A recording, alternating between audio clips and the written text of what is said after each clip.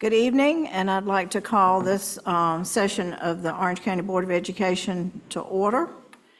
I need a motion for us to go into closed session for the reasons so stated on the agenda. So moved. Second? All in favor? Aye. We are in closed session, and we'll be back.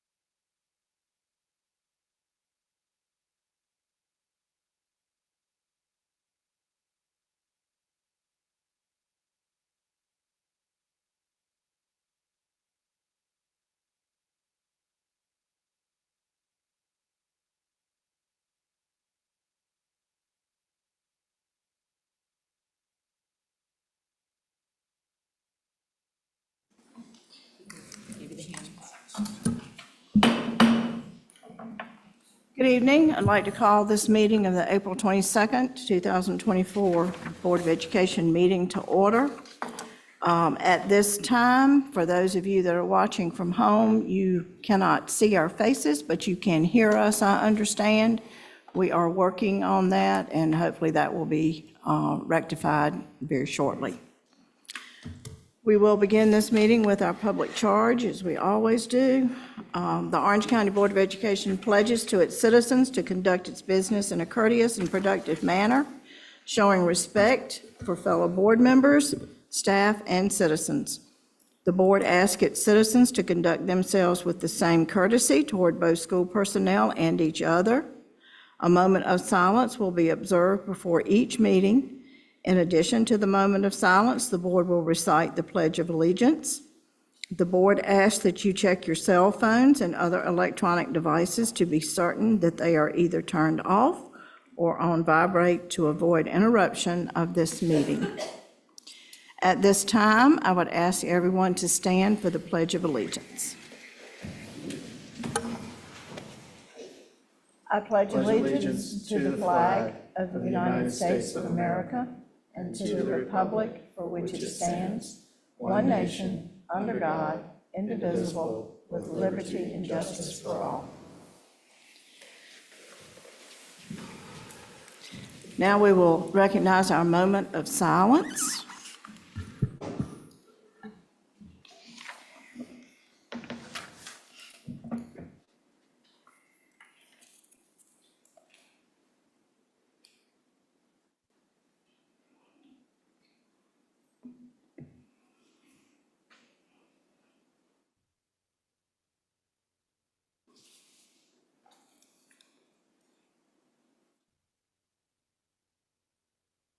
Okay, thank you all very much. At this time, we have recognitions, and we're starting with Principal Appreciation Day, and Mr. Smith.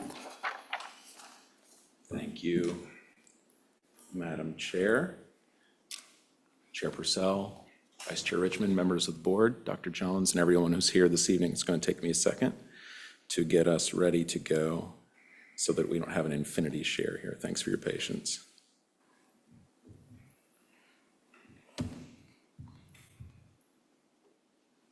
Not screens. Not that. There we go.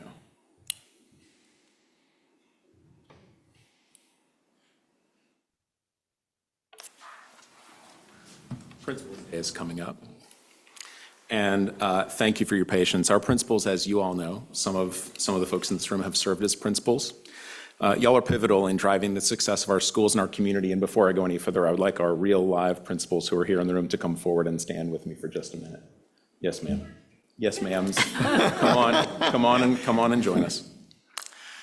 As you know from looking at these folks and the 13 principals who serve our schools, to be effective, these site-based leaders are the folks who move fluently through the course of every day. They blend hard-earned leadership skills in at least 3 key areas, and they could tell you about 10 more.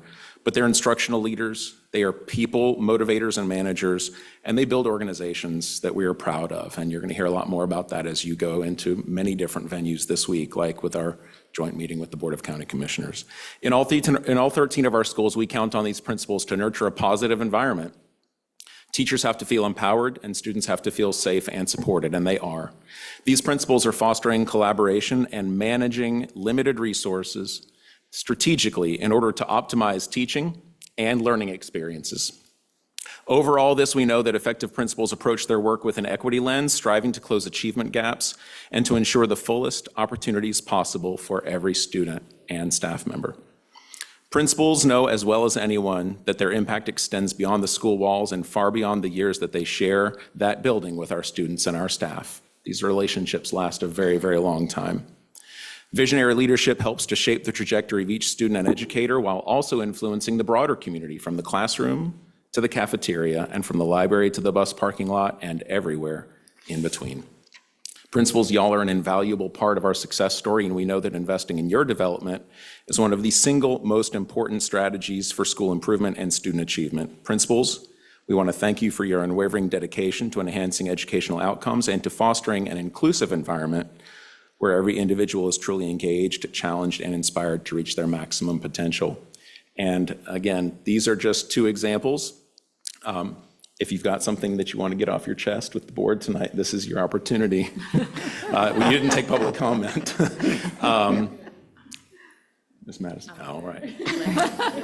They'll be at events all week, I know, because I'll probably catch Ms. Madison Williamson and Ms. Parks again later. So we'd like to ask everyone to join us in thanking these principals and all 13 of our school principals.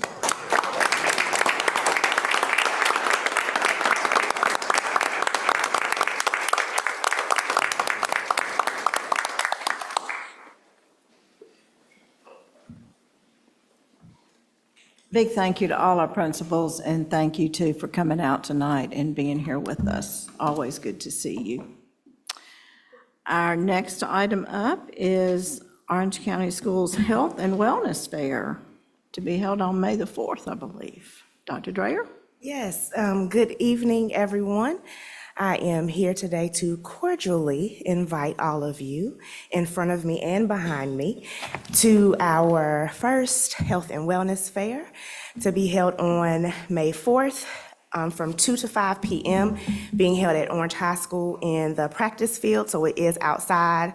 So we are hoping and asking for amazing weather similar to today so that we can have this first event. We have been thankful enough to be able to join with our community partners when they have held fairs similar to this, but we wanted to bring it home and have one on our own. And so we're able to do this. So this is the first annual OCS Health and Wellness Fair. We have about 20 vendors that are coming. There are agencies, businesses, and programs that are coming to join us. We'll have some health and wellness activities to take place, and they will be bringing resources and giveaways for our participants, and this is for staff, students, and families, and our community partners as well. There'll be music, there will be food trucks, and so we are looking forward to everyone to come out, have a great time, and hopefully learn something new about maintaining or improving their health and wellness. So we're looking forward to seeing everyone at Orange High School on May 4th to get some great information and have a little bit of fun. Thank you. Thank you. And thank you to your staff for doing all of this. Sounds like fun. Okay.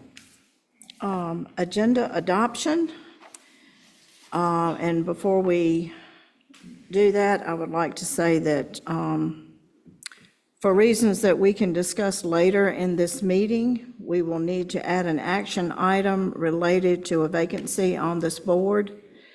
I need to have a motion to amend the agenda to add board vacancy as action item D under discussion and on our agenda. On our discussion action items would be item D to discuss this vacancy. So, Madam Chair, I'd like to have item 18 from consent removed as well, since it probably doesn't apply at this point. Okay. As part of that motion, and I believe there's a request to pull some consent items. Yeah, so I'd like to request to pull from the policies section, the last one, 27 Crown Act policies. Which one would you like? H4? It's Which one? H20. 20. 27, number 27 under section 20. H20. The Crown Okay. Acts. Crown policy. Yes, the Crown Acts. That's 3 separate policies, and the request is to pull all 3 for discussion, is that right? Yeah, just the item to discuss, yeah. Okay. And anything else?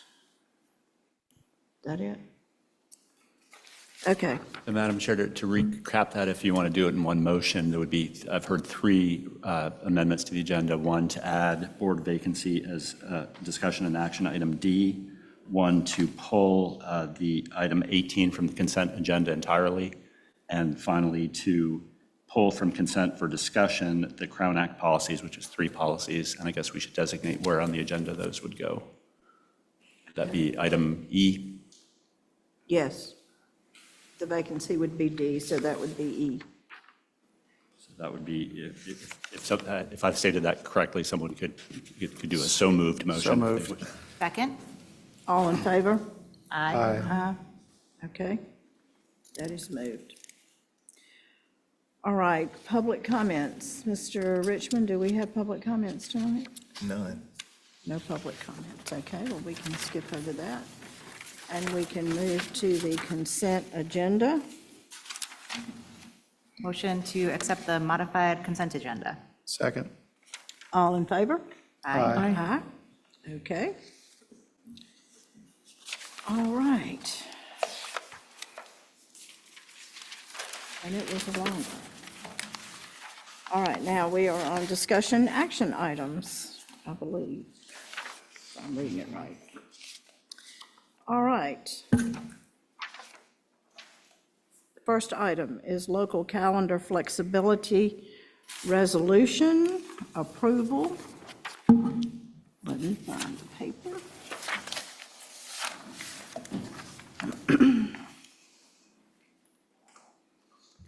We have a resolution in support of that we would like to read and share. And we will start with this supporting local control of school calendar with Ms. Smiley. Thanks. Whereas the North Carolina general statutes give local boards of education powers of supervision and control of local school systems. And whereas local control over establishing school calendars is an integral component of school system supervision and administrative powers with which local school boards of election have been vested. And whereas the state of North Carolina is one of only 2 states with a state law dictating both the start and end of the school year. And whereas the current one-size-fits-all school calendar start date is no earlier than the Monday closest to August 26th, and the end date is no later than the Friday closest to June 11th. And whereas the state-mandated late August start date means high schools do not complete the first semester until mid to late January or have unequal semesters. And whereas the current law essentially requires high school students to take first semester exams after the winter break or shortened the first semester by as much as 20 instructional days, which both negatively impacts test scores, according to students and educators. And Whereas if the first semester is not shortened, the second semester for high school starts 2 to 3 weeks later than community colleges and universities. And whereas superintendents report that the calendar misalignment makes it nearly impossible for the high school students or recent winter graduates to take courses at nearby college, community college, or university during the second semester.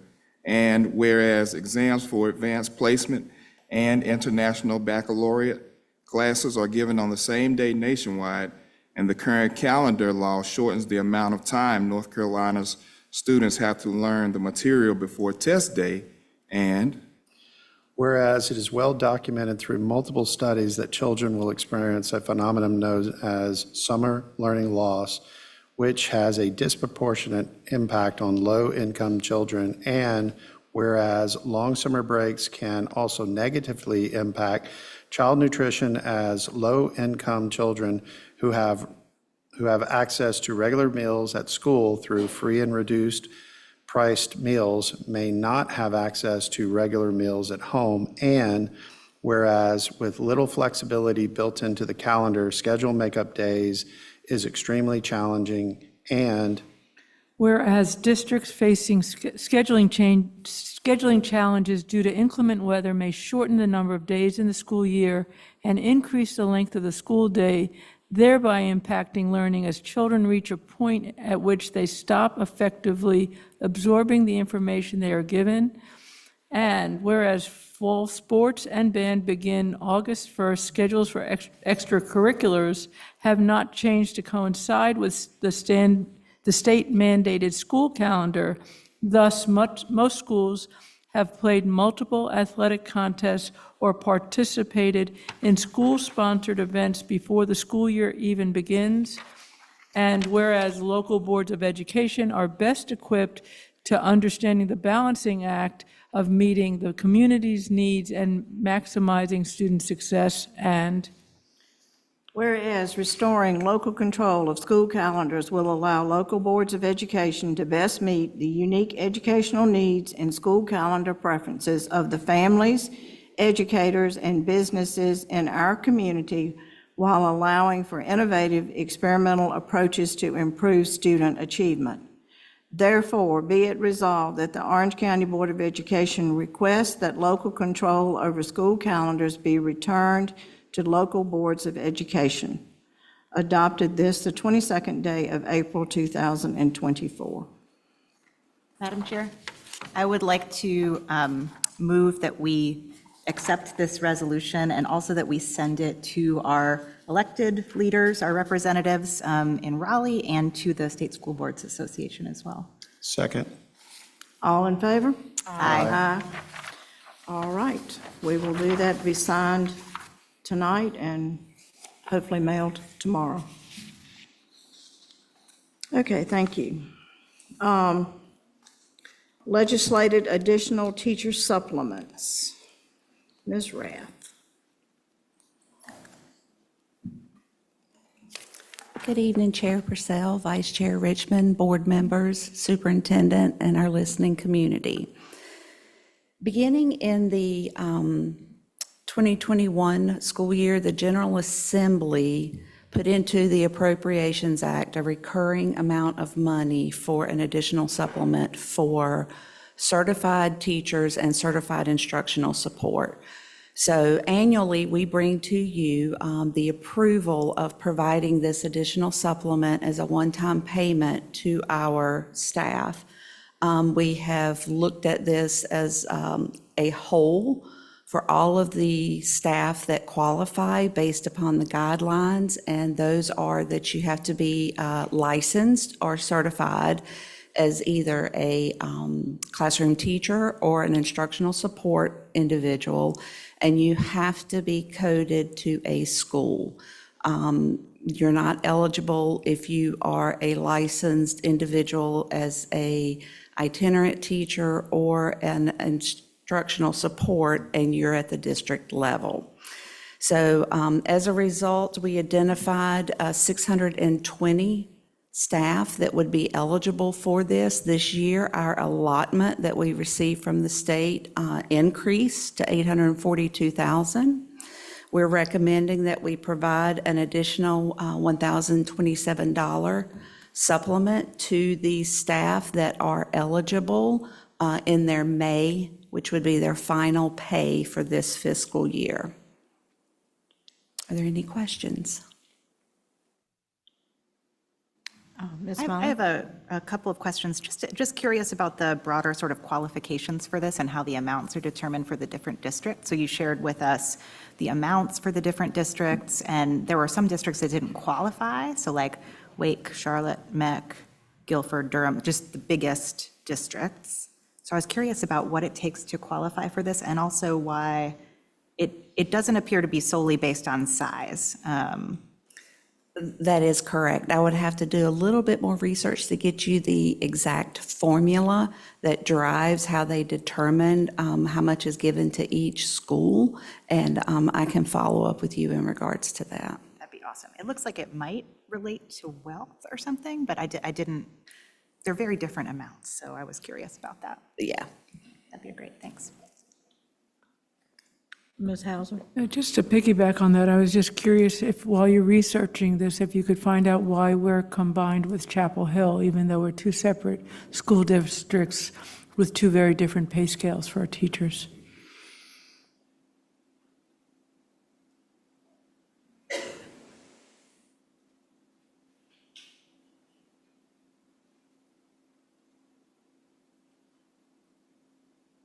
Any other questions or comments on this? Motion to approve? Second? All in favor? Aye. Motion's approved.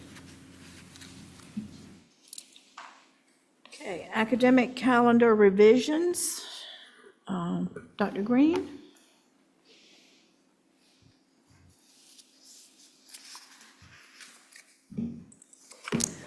Well, good evening, Board Chair, Ms. Purcell, Vice Chair, Mr. Richmond, board members, Dr. Jones, Superintendent. Well, I'm pleased to come before you with a recommendation regarding the 2024-2025 school year calendar. You read in the abstract that we are excited about our second annual Stars of Education Conference. And this year, we're moving the conference from the end of the year to the beginning of the school year. And some of our teachers last year requested that we look at that change.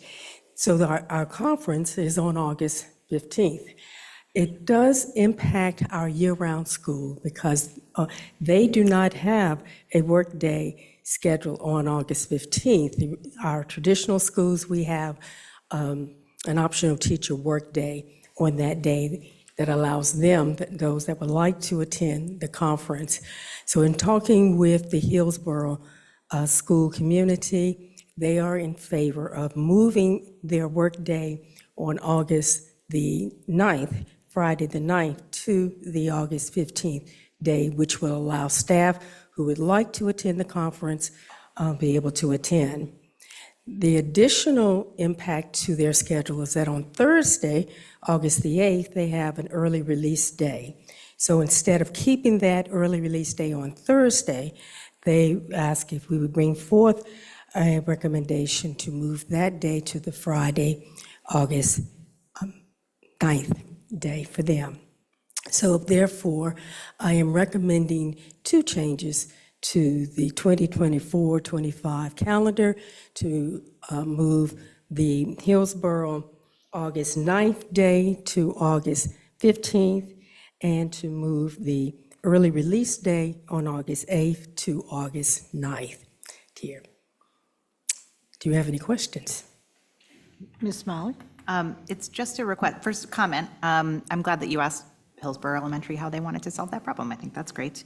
I pulled up the calendar and I see, I was having trouble finding where those early release days were, and I see that they're in the list on the side and kind of bolded, but I would request for the calendar formatting, so I think this is maybe more for Mr. Smith, if we could color code early release days in some way as well, or do something different to indicate that.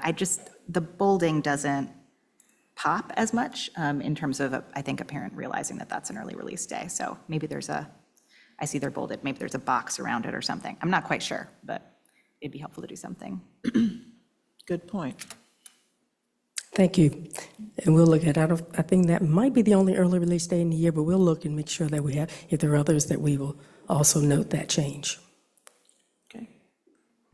Any other comments, questions? Yeah, I would just want to note that we do have people that are colorblind, and so the whole thing of just having the colors at the bottom, we may consider how we can make it easier for others that don't have to look at the list, that can use the calendar as well, whether it's wavy lines, dashes, or something else as well, since we're going to consider the accessibility of the calendar. Okay, good point also. I just want to say I had an opportunity to attend the Stars of Education Conference last June, and it was excellent. So I'm excited that this is second annual. Mark your calendar, August 15th. Yeah, and I'll just, first, thank you for making this change. It's really wonderful. I know the teachers really appreciate it. And with that, I'd love to make a motion to approve. Second? All in favor? Aye. Aye. Okay. It is Thank you. approved.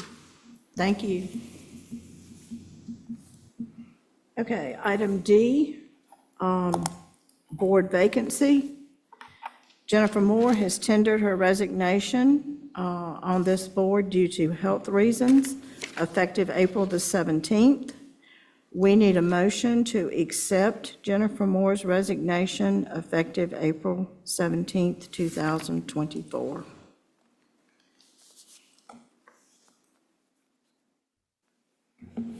Do I have a motion to accept this item?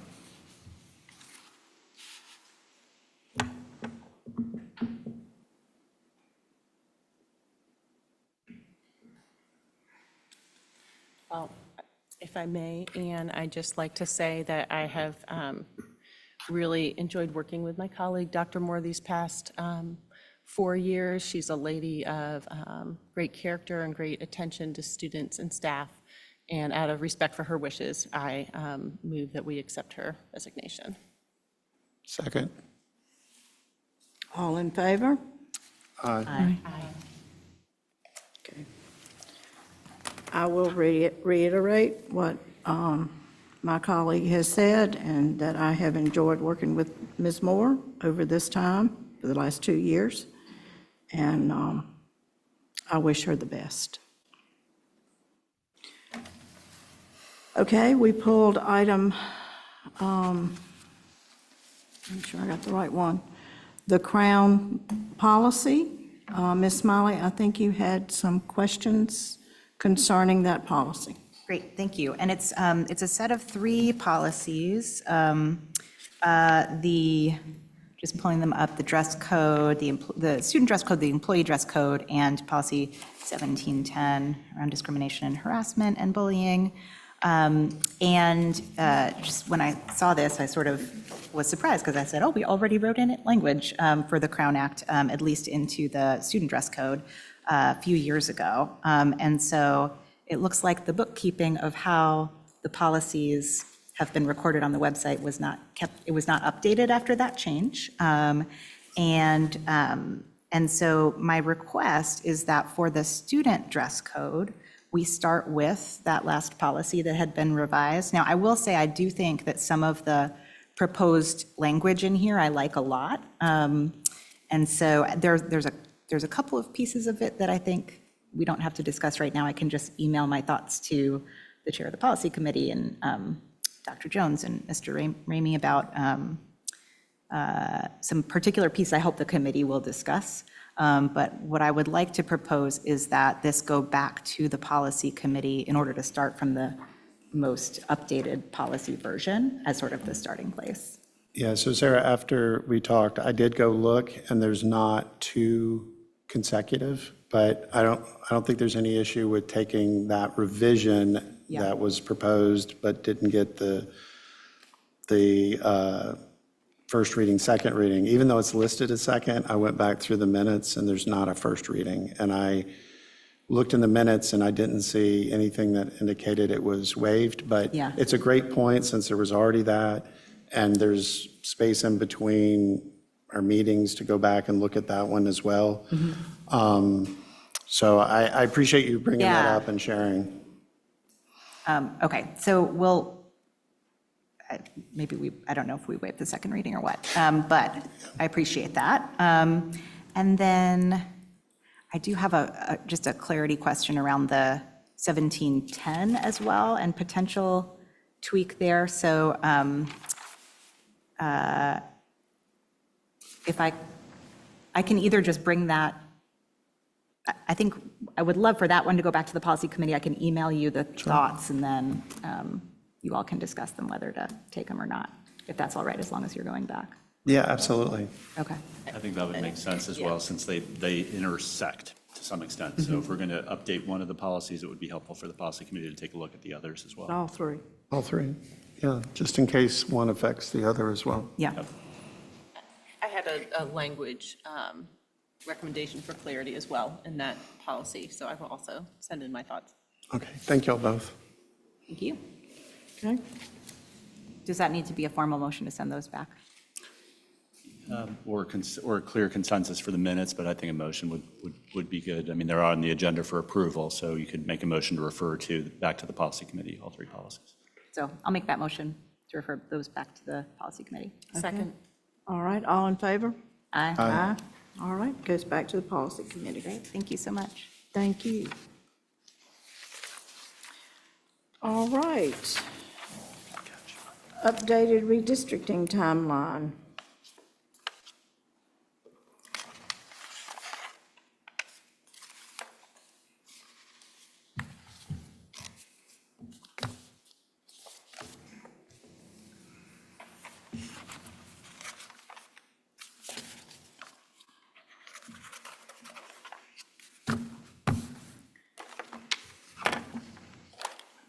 Thank you, Mr. Foster, for being here with this. I know there are a lot of questions out there, and I hope that tonight will help get some of those answered. Absolutely. Get this pulled up 1 second.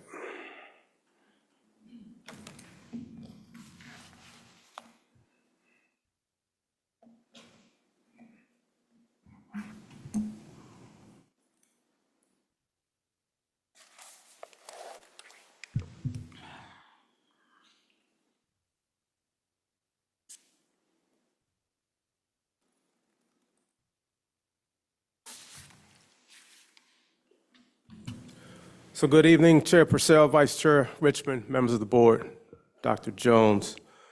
This evening, would like to bring an updated redistricting timeline. Back in February, the district decided that we would pause redistricting to head into creating a new timeline and approach as we prepare for 2025-2026 school year. In that revised timeline and approach, we wanted to focus to ensure there was going to be improved accuracy and efficiency. We really took time to dive into all of the feedback from the public, from you, the board, as well as the previous reassignment committee. And that was kind of the focus of how we came about this new timeline and approach. We decided in doing so as well to bring about robust staff to seek out and share the reassignment plan and information as well. And I'd like to provide a bit of a summary of what that full plan will ultimately look like as I bring back to you next time. We first start with the creation of a redistricting administrative team. And the background behind this team is to support program and planning for the work for the redistricting process. The team, the goal and the charge is to review draft maps and feedback from the public, from the board and the previous reassignment committee. We're able to do this because of the feedback we heard from those three groups, and particularly supporting transition plans, right? There was a lot of feedback about the academic support services that students would receive as they transition from one school to the next and what that will look like. From a social and emotional standpoint with transitions, what it will look like for EC case handoffs, transportation, of course. There would be some human capital involvement with staff transition and support and community building. All right, and the list of individuals that are outlined on that particular team would be able to help us with all of that in the transition plan as we navigate and approach reassignment during that time. In addition to the reassignment administrative team, we'll be developing a redistricting advisory council.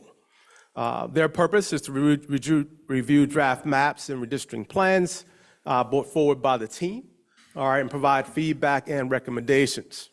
There'll be 3 volunteers from each elementary school that will be consulting with principals to ensure the representatives are diverse, committed, and interested in supporting redistricting from a district lens. Feedback, once again, talked about ensuring that this group is diverse. Feedback also indicated that we wanted to ensure that folks that are on the particular advisory council had a vested interest in schools and wanted to certainly get our school leaders to help us in pulling that group of either staff or parents together on this particular advisory council. When we revisit the plan, we also taken from feedback, took a look at the following big picture goals that were resonating throughout the feedback that we were able to look into. Certainly managing building capacity, which is, again, a huge component towards our reassignment plan as a district in general. The data alignments associated with it, communication. As I mentioned, transition plans was huge. Still language came up a bit. As well, particularly of our schools at New Hope, and our student achievement balance. So those were the big picture goals and issues that both The advisory council, as well as our admin team, will dive into, as relates of looking at our current draft maps for A, for B, for C, to see if there would be any additional drafts, and to look at those a lot more closely, and working together, look at those a lot more closely as a whole. Parent and public input would not change in terms of the opportunities to provide communication and input there through our district website, comment box, public information sessions that would be held, and obviously through email, through staff email. And now for next steps. What we'll be bringing back to you is the full plan overview to receive and obtain board approval. That is for the plan process for redistricting that will be outlined for you. Principal engagement for the development of that advisory council would also begin in May. We'll then move towards the summer months of May, June, and July, the planning, and taking a look at the draft maps and the redistricting plans evaluation with both the redistricting team as well as the advisory council. As we approach August and September, our public information sessions would begin, with opportunities for feedback once more. We'd like to bring back in the month of October our first board meeting in October, the public hearing, and then a second looking to finalize the reassignment maps and again, the plan of moving forward for reassignment. As we approach November, we'll be gathering with the redistricting team and school principals. We'll collaborate for the preparation of family engagement activities. All right, the family notifications will also go out in November, and we'll take time from December through the beginning of school for that transition. All right, we're taking a lot of feedback and a lot of time diving into what the transition would look like, and now we'll have an opportunity to put it into play. So family engagement activities for students and families at those new schools. School information sessions that will be obviously led by our principals as well. The principal engagement and the opportunity for school visits and tours that would lead all the way until the start of the school year in August. Those would be next steps. At this time, I'd like to see if there's anything else that the board would like to have add as a result of the plan as we move forward. Again, we'll be bringing back to you at our next board meeting the full plan and the details with dates and alignments associated with it. But we'd like to know if there's anything else that we can add in that preparation to this particular approach. Mr. Atherton? So thank you so much. I really appreciate the thought behind this and also getting the update on information timing. Just a couple of things that I think is important based on the feedback we've gotten in the past is as we go through this, we have a live FAQ that gets updated because I think we hear the same questions over and over that maybe one group has heard, but the others. Data request from things such as the advisory board or the board around this, I think we should post on the website as well. That way people have access to it. And also I think one of the other questions or comments we get is why isn't HES included in this? And I think we need to really explain what it's a magnet school versus a districted school.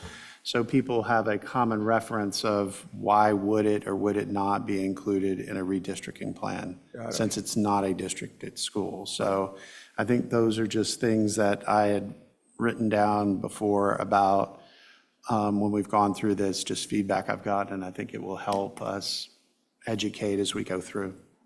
Just two follow-ups on your data requests. Are you indicating where folks can ask for a particular data? What's the? No, what I was meaning is, for example, when the redistricting administrative team, if they ask for what is our projections for schools or what is our current charter, et cetera, that we just take that data and put it on the website as well. So we don't have to, somebody else ask for it and we go, oh, well, we gave that to this group, but didn't to another.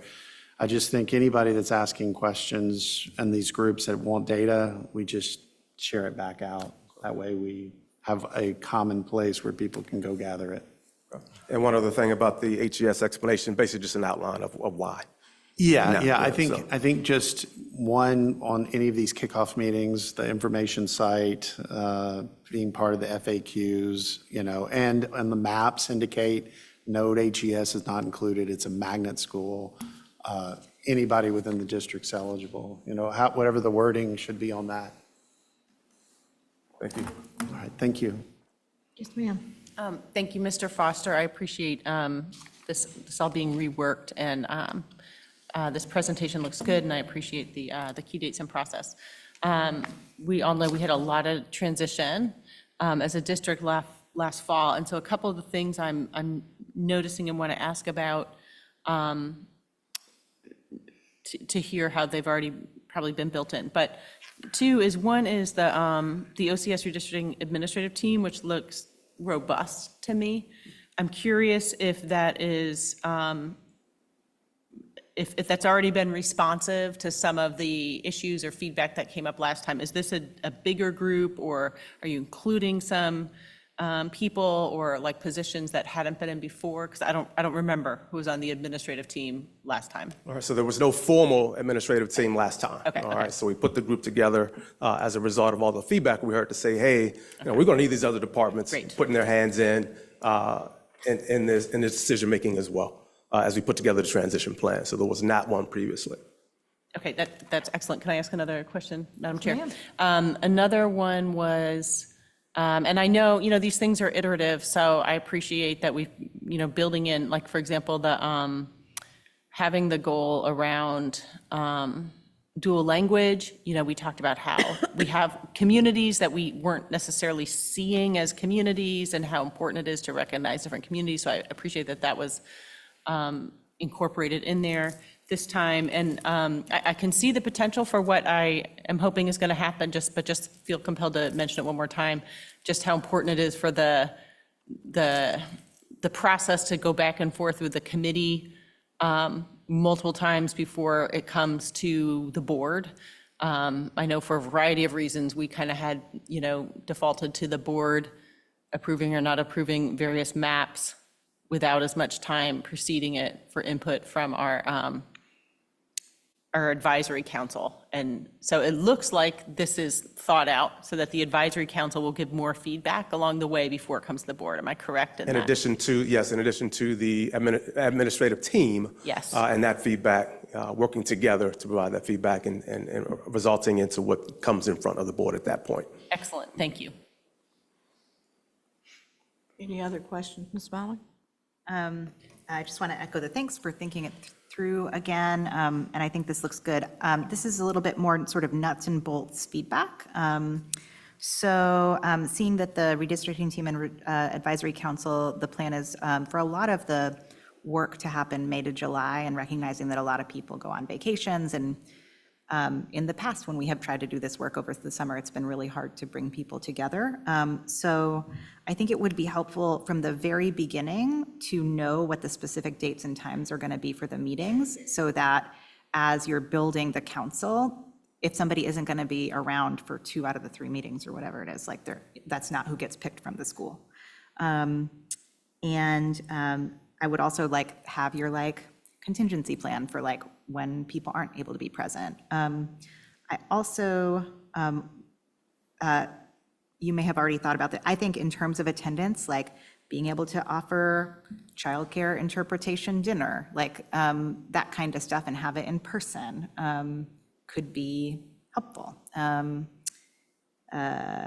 You should take or leave any of these suggestions. These are just some of my ideas about how to make this successful. I also think having potentially smaller work groups own some of these specific outcome goals that you're going to care about. So effectively planning the human capital piece, for example, right? Is there some of the advisory council members and some folks from HC that could get together and kind of move things more quickly rather than needing to do it all during whole group meetings? Maybe there's breakout breakouts where they have more flexibility to meet on their own time so that they can work around schedules a little bit more effectively and maybe move things faster. I would also consider moving up, so the plan to, I think that the family engagement activities are hugely important for a family who's anxious about a new school. And obviously they have to happen after the board approval, but I think it would be great to move up the family engagement planning work to be earlier than November, so that when we have the new maps, we're able to share in like a little bit more concretely, like these are the kinds of activities. Maybe, or maybe not the specific dates, but that there'll be more kind of meat on that piece at the moment that we're even approving the plans. If you did smaller work groups, that might enable that, right? If everybody's working on the maps, maybe that's harder, but maybe while we're doing board approvals in October, there's another set of people already working on that. And then I think this is the last thing. Okay, slide 5, 6. I'm not sure if the number is on top or below. It's the, it's this one. So the big picture goals and issues, I just wanted to be clear, because I saw student achievement balance in here, and that's one of the board priorities that's set by the board for redistricting. So I just want to be clear about sort of like, what's the board's responsibility and what's the responsibility of this group? And my understanding of our responsibility is to say, these are our 4 big pillars, and here's what's important to the board in the priorities in redistricting. And then many of these things, you're going to want to set some goals for success of the process around transition plans or what have you. But I just wanted to make sure that the establishing goals and establishing priorities was kind of clear, and that the plan, that what you're proposing is not that the committee like rejigger and reconsider the priorities that were already set by the board. Does that make sense? No, so the bulleted items that you see for big picture goals and issues, what we were able to pull out of the feedback that we received. All right, and these were, you know, as you begin to number them and say, hey, student achievement balance was uplifted quite a few times. So these are the items that were bulleted. I mean, that I've bulleted were the most common type of feedback that we've heard. So we wanted to ensure that, hey, these are the things that we're going to dive into for sure, because people wanted to have feedback on or questions on it and things such as that. So it's just outlining from a standpoint of what did you pull out of the feedback that you heard. These are the items that were that have risen to the top. That you want to make sure are well addressed in the new plan, Absolutely. essentially. Okay. Absolutely. Okay. Okay, and then I have one more thing, I'm sorry. I think it could be helpful for you all to think about, there are different stakeholders who are going to experience this whole thing, the move, the redistricting. Students, staff members who may get moved, families, they're all going to experience it, and to establish some, like a vision or some goals around, like to articulate, what do you want that to feel like? What do you want them to experience through this process? Like, what would success look like if we do this really well, from like the student experience or from the teacher experience, and so forth? I think being sort of like stakeholder experience oriented in goal setting would be helpful. 2 reasons for the transition plan that I've been referencing, but also when the group is working, but also right? the admin team. And you're thinking about like, okay, we're going to do this work, right? We're going to do this redistricting right now. It's not just deciding where the lines are. It's the change management of it, right? And the goals for a successful change management experience being around the experiences of the people who are impacted by the change. Yeah, and let me just add, that's why the list of the admin team is so robust, because we wanted to make sure we had folks that can speak from the EC side, from our multilingual learner side, from human capital, like what role do they play in the experience for our employees? How do we communicate that out to them? So that's a good point, yep. I really appreciated from the admin side how many angles of that have been considered. Yeah, so thank you. Good points, thank you. Ms. House? Yeah, so I just want to build on that, and thank you, Sarah, for those comments. You use the word transition, and maybe some of these things can be worked into the May plan. One of the key things that we heard over and over was we heard about the service disparities across our schools and assuring parents that if your child goes from this school to this school, that they'll get the same services. And we don't have a map of what, we know it's not the same today. When we think about AIG, when we think about STEM, we think about class sizes, we think about teacher maturity, how many beginning teachers, things like that. But can we get roadmaps early on that say, here's where we are with our schools, because the transition is going to have to address disparities plus address the change in the student population. So if we don't have that up front, then we're going to be accused of not being transparent. So that's one thing. Similarly, transportation. Is transportation a cause or effect? There are, and we never really got an answer on what redistricting, what is going to do to a child's bus ride.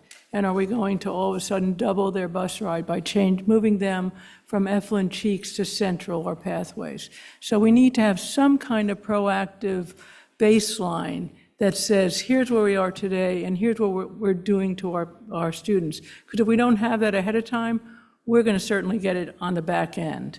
Finally, I'm a little concerned about the size of the participation from the schools and whether 3 people per school is enough, especially since that's staff and parents. And so I don't know, especially if it's a school that's going to see a lot of change. And finally, I think it's actually 2 other things. The protection, I call it the protection of unique service relationships, like our relationship that New Hope has with Gateway. So whatever happens to the districting, that relationship has to be protected.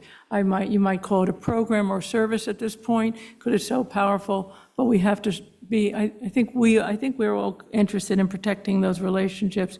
And finally, the public information sessions is a big word, but the idea of having smaller, more focused groups where people have time to really look at the changes, look at the maps, and really see them. Because last time it was everybody in one meeting, it was a short meeting, there wasn't enough time. So it'd be really nice, and also making sure they're in person, really interactive sessions with the participants so that they feel valued, that they can have input, and that they get heard.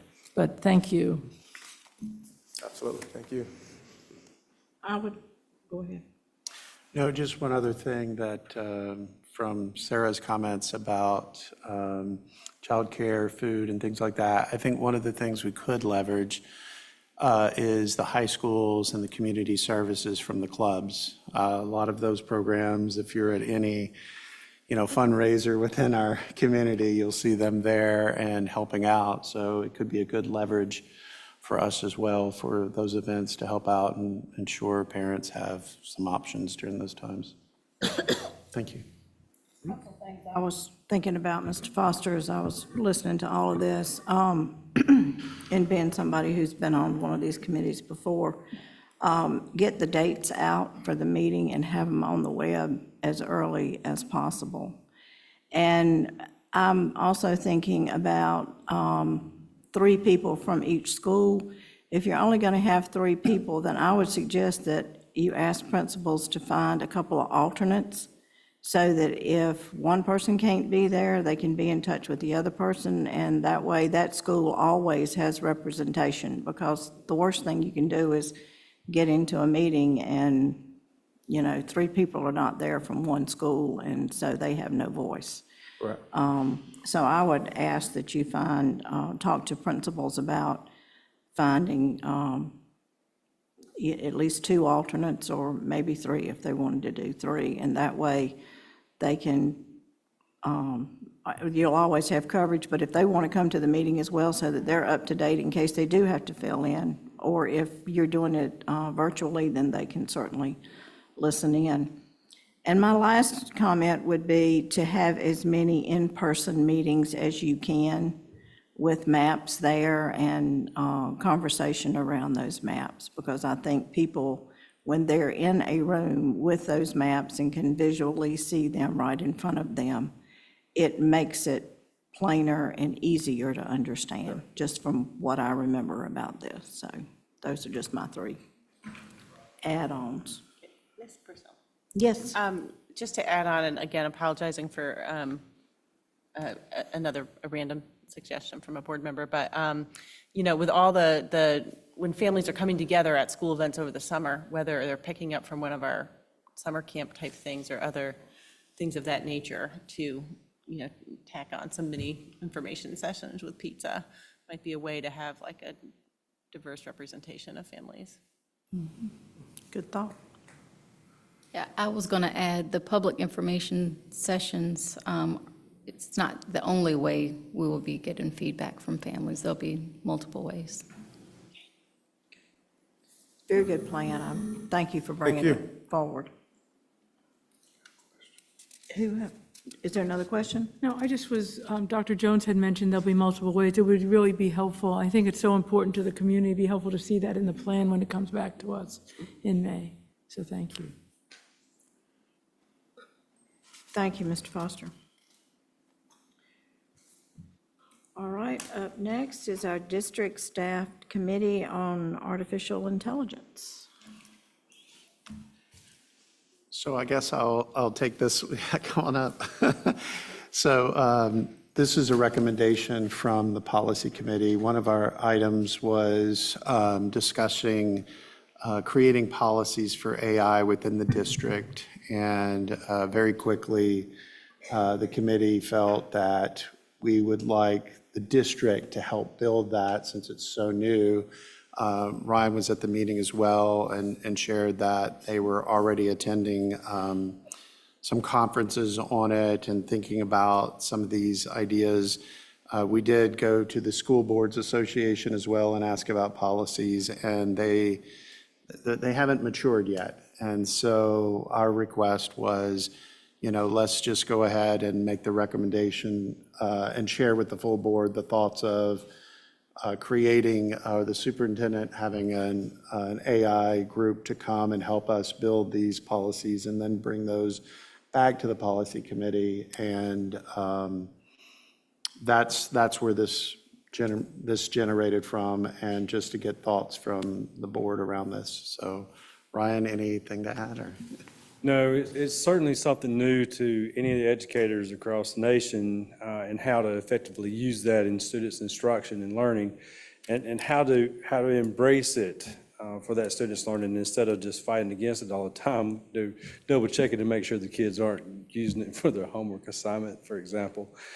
So we've took a fairly tight look at it up until this point, but we're ready to embrace it, and I'm looking forward to that group coming back and having a chance to work with Dr. Jones's committee and starting getting those developed within and start getting some more PD. We've already have some PD going on in our district. There was just some that just happened over at Orange High School at a PD day that they had. We had some folks come in and able to help out with that. So we're getting there, and this is a big step. Yes, ma'am.